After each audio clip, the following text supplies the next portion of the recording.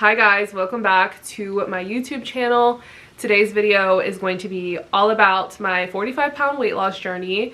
If you're not following me on other socials, you may not know that in the last like 9 or 10 months, I've lost 45 pounds. It was all done naturally through diet and exercise. So I just want to share the ins and outs of how I did it and why I did it and mistakes I've made and just all the in between. I also want to answer some of your guys' questions. I posted a few weeks ago, it was probably like a month ago at this point, for you guys to ask me any questions that you have. It can be really hard to answer all your questions in short form content, so I wanted to make a whole dedicated YouTube video to my weight loss journey. Yeah, so that's what today's video is going to be about. If you're new here, my name is Kennedy. I make fitness and wellness content over on Instagram and TikTok. And I also have my YouTube channel here that I post on every once in a while. I'm trying to be more consistent, but I do also work a 9 to 5, so it's very hard to vlog and stuff throughout the week with work and stuff. Maybe eventually more vlogs coming, and when I have more time, I will definitely do some more vlogs for you guys. It's pretty much a little bit about me, and let's go ahead and get into the video. I made notes, so this video is as structured as it can possibly be. I'm not the best about talking about things in an organized manner, so I was hoping the notes would kind of help me out. What I want to talk about first is why I decided to go on a weight loss journey. I'll be honest, you guys, I look back at myself before and I didn't feel like I was the size that I was. You know, I felt like I was a normal size. I didn't feel like I was overweight. Now looking back, I can clearly see that I was not the healthiest version of myself, but at the same time, I was proud of myself because I had worked so hard on my relationship with food, and I felt like I was in such a good place with it. I had food freedom, and I didn't feel like I ate super unhealthy, but I did eat a lot of calorie dense foods. And obviously if you're not tracking, those things can really add up, and I think that's what led to my weight gain. So I just didn't realize how much I was consuming. And another thing was I have asthma, and I was finding it really hard to like breathe throughout my workouts, or if I did a cardio session after, it just felt extremely difficult. And I did track growing up, and I never had issues like that. And I was a lot more lean in high school. Obviously you're in high school, your body's a lot different than it is when you're 25, but I just never remembered having that much trouble like running. Like running felt so hard. Even like incline walking felt harder than I remembered. And yeah, I just started to think about it, and I was like, I don't think I'm feeling the best that I could feel. I don't think my joints and everything are feeling the best that they could feel. And again, I think some positive did come from me gaining weight, and I don't know. I want to talk more about like before I even started my weight loss journey and how I got to the point that I was at.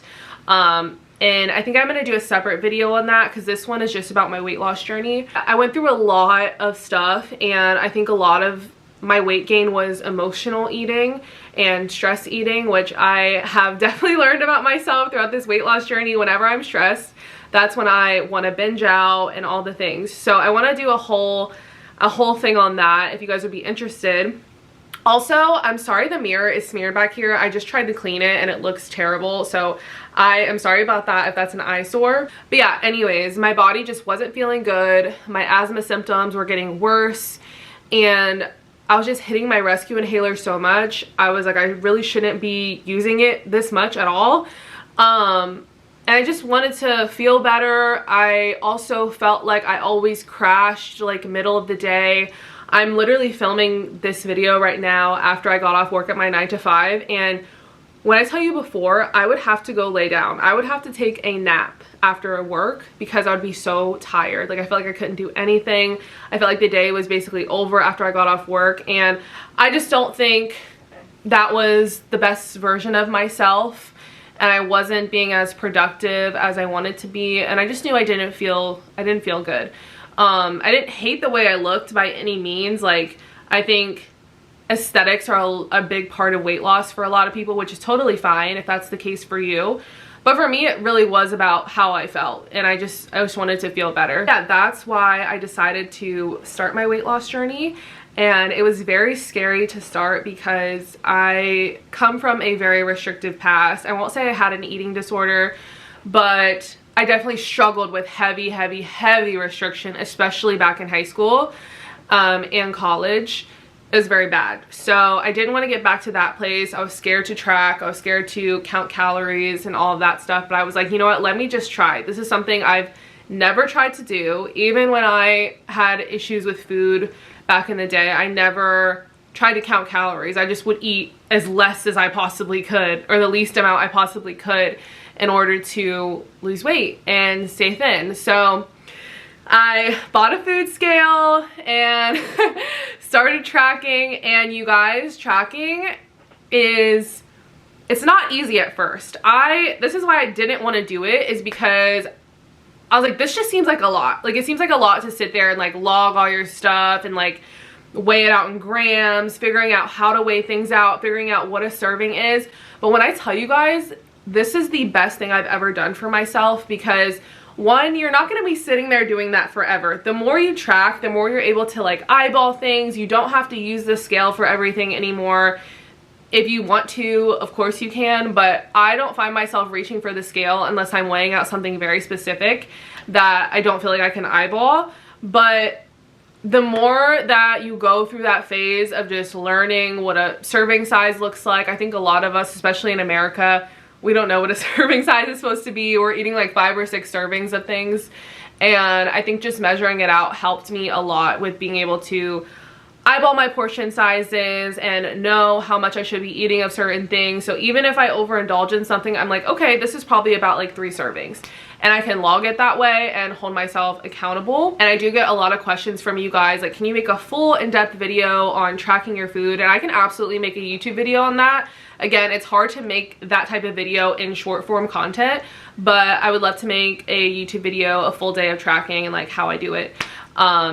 So yeah, that was me buying a food scale. I also downloaded my FitnessPal. I've had my FitnessPal in the past, but I wasn't consistent with it. I didn't use it. So I already had an account, but I had to like re-download the app to my phone and start tracking, which was really scary at first, but I'm so happy that I did it. Also, just as a reference, I have chosen to not say my scale weight on social media because I don't want anybody to compare themselves to me and think that the weight that I was before looks bad on them. We all need something different. We're all different heights, we're different weights, we have different bone structure, different amounts of muscle mass, and I just don't want anybody to think like, oh my gosh, like she lost this amount of weight and she looked like this before and I must look like her and I didn't like the way she looked, so I need to change or whatever. I don't want that, so I don't say my scale weight, but I will tell you guys I am 5'7" and I went from a size 14-16 to a size 6'8". Again, lost 45 pounds, so I just want to use that as like my reference point since I don't say my scale weight. And before I kind of jump into my plan and how I lost the weight, I do want to mention that I weight trained for 2 years before I decided to go on a weight loss journey, so I already had a good base of muscle mass that I had built.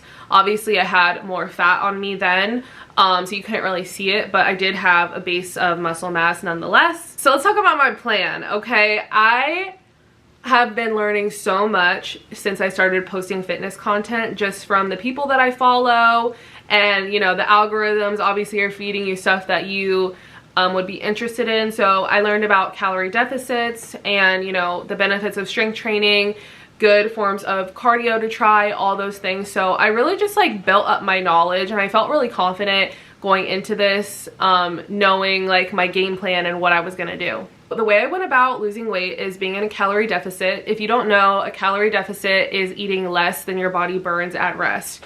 I found my deficit by using a online TDEE calculator. TDEE stands for total daily energy expenditure, and that means just the amount of calories you would burn just like laying on the couch. You want to be eating less than that a day to lose weight. If you wanted to maintain, you want to be eating that amount. If you wanted to gain weight, you want to be eating more than that amount a day. So that calculator will spit out all those numbers for you. You just want to put in your stats, your height, your weight. I did not put in my activity level because I did not track my workouts. I use my workouts as a cherry on top of my deficit that I was already in. just because it is very hard to know exactly how many calories you're burning when you're working out. So you could easily think you burned 600 calories, which is harder than a lot of us think. These fitness trackers, you know, they push these large numbers at people to make them feel good, but that's not actually how much you're burning. So if you were to go eat back those 600 calories, you might be putting yourself in a surplus or just staying at maintenance. So I personally chose to not track my activity. Obviously you can if you want to. If you have a job where you're kind of walking around all day on your feet, very active, I would definitely put in activity. Because for me, I'm mostly sedentary. I work from home. So my like 2 hours at the gym, it wasn't really going to make that big of a difference in my calorie expenditure throughout the day. So I would say if you are on your feet for your job throughout the day, definitely log your activity level. I ate in a calorie deficit, so I ate less than my body burns at rest a day, and I combined that with strength training and cardio. With cardio, I want to talk about it because I started off very slow. I only started doing, I think I was doing like 10 to 15 minutes after each of my lifts, and I was just walking. I wasn't even on an incline, so I really worked myself up with cardio. My lifts, for example, would be like an hour, and then I would get on the treadmill and do like 10 to 15 minutes of just walking. And throughout my journey, I was able to increase that because, you know, your endurance builds, and my body started feeling better. I started feeling lighter on my feet, so I felt like I could do longer. So it was a process, but now I'll do like an incline walk for like 45 minutes, maybe up to an hour, and that's my cardio, and I just do it right after my lifts. If I do any extra cardio, it's usually outside, but I always make sure to do cardio after my lifts. I think that's just the most convenient way for me personally, because usually I'm going to the gym and then I'm coming home and I'm starting work, and I'm working the majority of the rest of the day. So it just ensures that I get it in, and if I want to do extra later, then I can, but at least I know I got in my time with it. Every time I film a video, I get like this allergic reaction on my nose, and it just starts itching like crazy. So if my nose is turning red between like cuts, then that's why. Also, I did want to mention the number that the TDEE calculator gives me. I plug that into my FitnessPal. I don't use the number that my FitnessPal gives me because I feel like it is too low. Obviously you can mess around with that number. If you want to start off in a smaller deficit, feel free. I started off in about a 400 calorie deficit, and that worked for me. I get questions like this all the time, like, how did you not feel hungry? Were you hungry in the beginning? You are going to be a little bit hungry, but this is a good thing because it tells you that you are in a calorie deficit. It's totally normal. I think ways to kind of combat the hunger is making sure you're eating high protein, and also drinking enough water, and also any like carbonated drinks can kind of help fill your stomach up.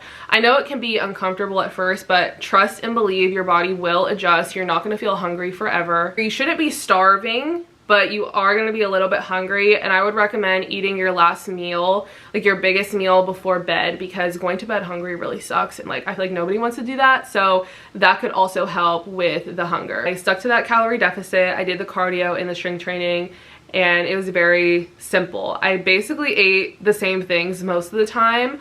I did learn though not to try to cut out too many foods and just eat smaller portions of the foods that I already ate, because that's what's sustainable. When I first started, I was trying to eat like all these bland like egg whites and like just stuff that wasn't seasoned, and I'm like, girl, you really don't need to do all that. Like it didn't taste good. I'm like, I need to enjoy the meals that I do eat. So yeah, don't try to do all that extraness. Just do smaller portion sizes. Make sure you're tracking things correctly, and that's what's going to help you reach your goal and also help you keep the weight off. I also think it's important to note that I went into this knowing it would be a slow process. My goal was to lose 1 pound a week. I think I ended up losing a little bit more than that just because my activity level was higher, and it pushed me into a deeper deficit. You really want to aim to lose about 1 pound a week. The slower you do it, the easier it's going to be to keep it off. Just keep that in mind. I think people really want to rush this process, and just ask yourself, what is the rush? There's really no rush. You're gonna get it done, you're gonna accomplish it, but the slower you go, the more your body and mind can adjust. That's pretty much what I did. As far as cravings go, I know I had a few questions about those. I personally honored my cravings. Obviously, there's a fine line between honoring your cravings and not holding yourself accountable and like throwing yourself off of your goals.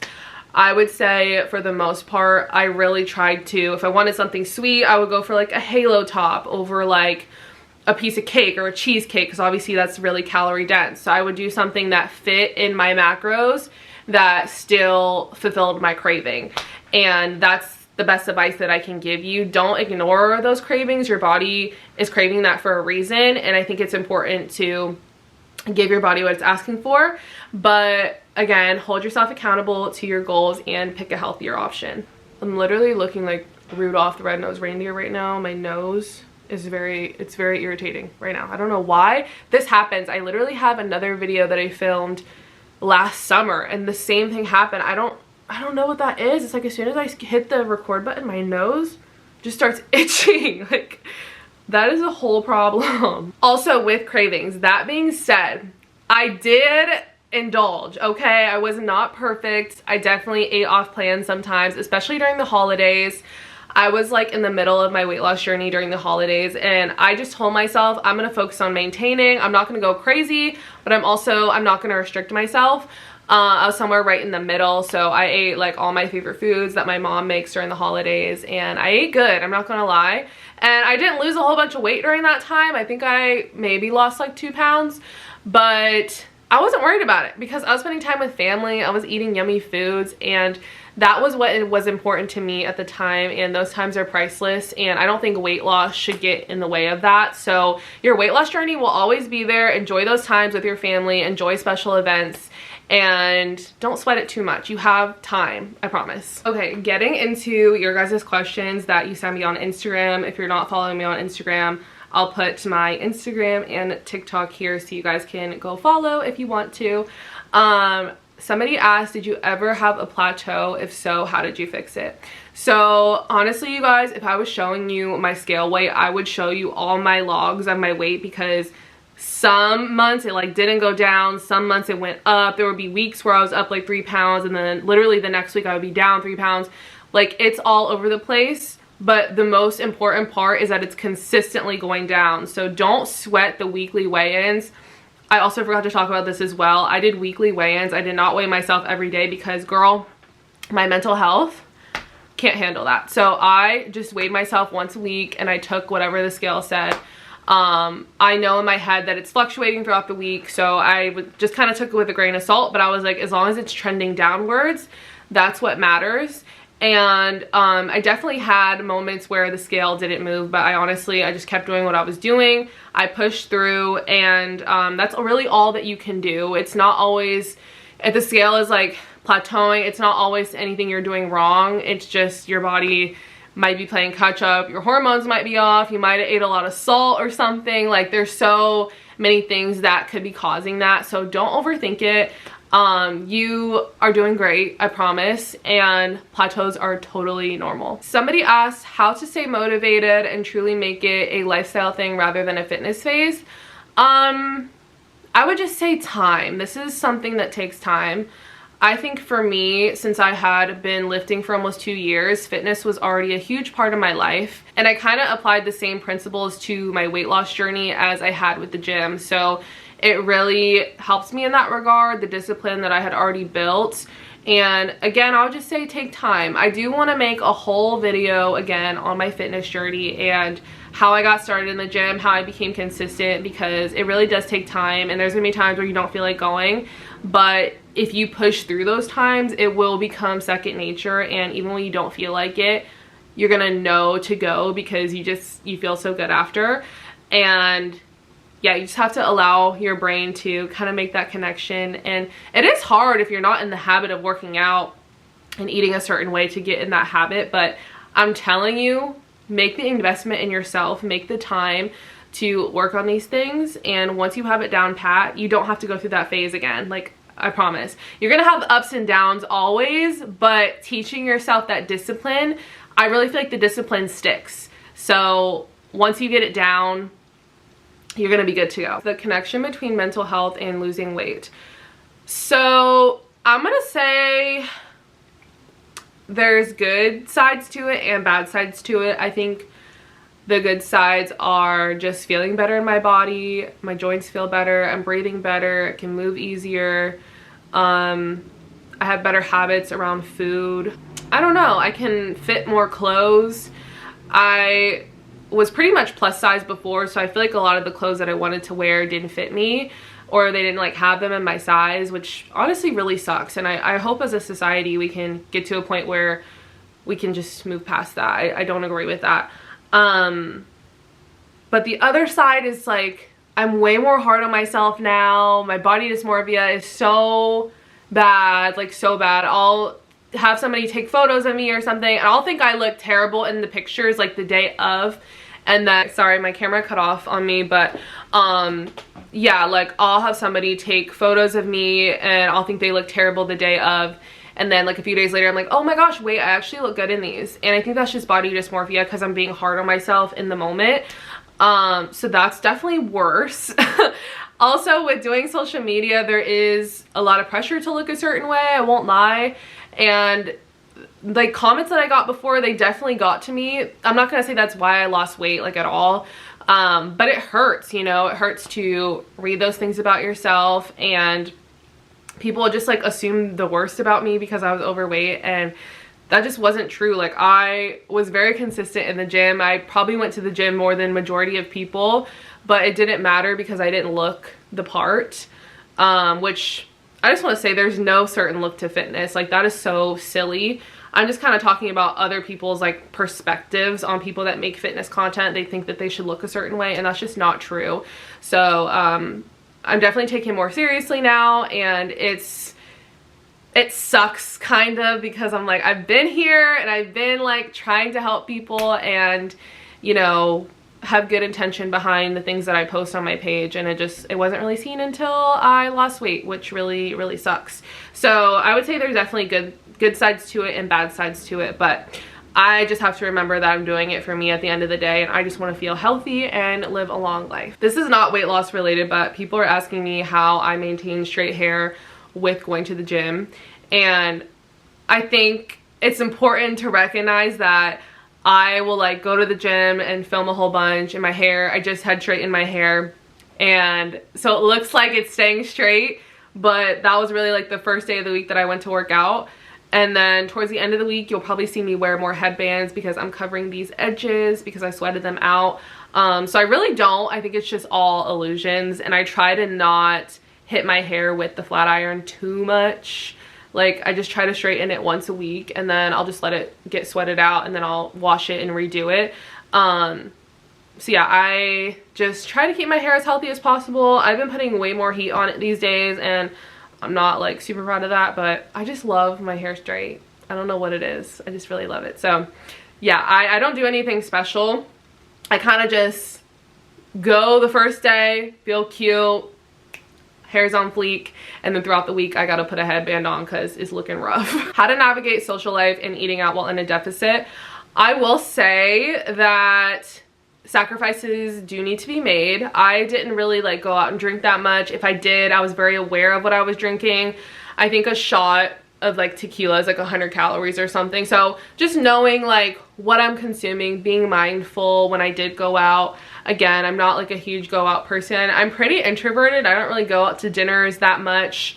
But if I did, I would probably just indulge and then move on the next day. I think a lot of us, when we eat off plan, we kind of like ruminate on it, like, oh my gosh, I just like messed up, like how am I gonna make this up? And it's like, you don't need to do that. That's just really bad for your mental health. So I will either pick something healthier on the menu, or if I really just want to indulge that day, I'll just let myself indulge.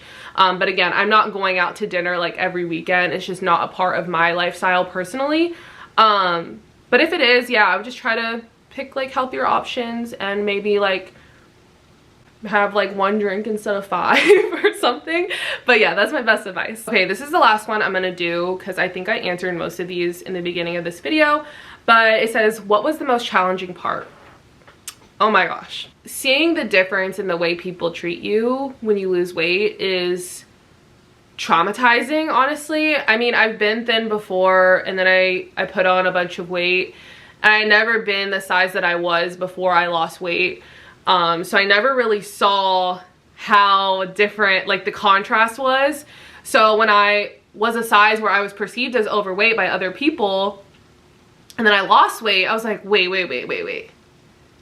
Like, I was just so much more aware, and it's definitely affected me to this day, because I learned to like feel invisible when I had more weight on me, and to this day, like, I still feel invisible, even though I think people notice me more and I'm more visible in society.